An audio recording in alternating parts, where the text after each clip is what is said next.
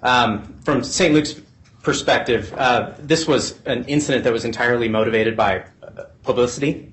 Shortly after Mr. Bundy was released, within minutes, within hours, from being arrested for this case, he was filming videos that were related to his gubernatorial campaign, and that there was fundraising that was raised off of that. There was attempted raising profile based on his actions in this case. Did anyone want to respond to that? Mr. Bundy, looks like you do.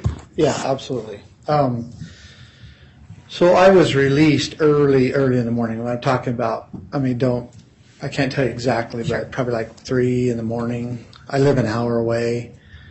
So I think I was home like around 4:30, 5 in the morning. And I did a video talking about what happened. Never, ever in any way did I mention my campaign. And in fact, this was actually very harmful to my campaign, and that I had to leave the campaign trail and, basically focus on helping my friends. The baby was still in custody. So, I don't know how I could emphasize enough that the statements that were just said by St. Luke's are just inaccurate. This was not motivated in any way for me to make money or for me to get elected. It's just not true at all. And I guess I just have to leave that up to your judgment. So thank you. Okay, thank you. There's a specific threat of immediate harm to the defendant or another person. In this case, that would be Cyrus, the baby. Okay. Clearly, Mr. Bundy believed that threat existed. I believe he is sincere when he says he believed that threat existed. Where it says there's a specific threat of immediate harm, Mr. Bundy believed that removing the child from the parents would cause harm to the child, medical harm. I'm not trying to in any way just say everything I did was, was perfect. Everything I did was, legal. I'm not trying to say that. I'm saying I was there because I was very concerned for a baby. I knew the family personally, not just like I knew them.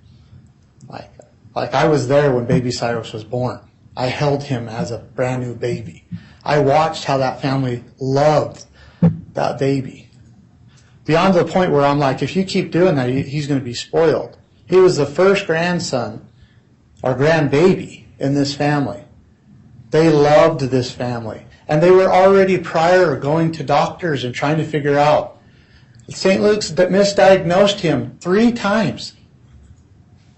And they still never diagnosed him right. It wasn't until they took him out of the St. Luke's system and went and got him diagnosed that he was finally diagnosed with clinical vomiting syndrome, which he would take a bottle. And Dr. Rachel Thomas would testify that he took a bottle and he fell asleep. It's in the videos. But that's not the issue. He would do that at home too. Then he would throw up. And to the point where eventually St. Luke's called the mother in and she gave him breast milk. So these are just the facts. I'm just telling you to you, not trying to, defer responsibility. I feel like our agreement is good. I feel just in giving that. I don't feel like I'm perjuring myself or morally crossing myself. I would like to see you accept it and that we move on.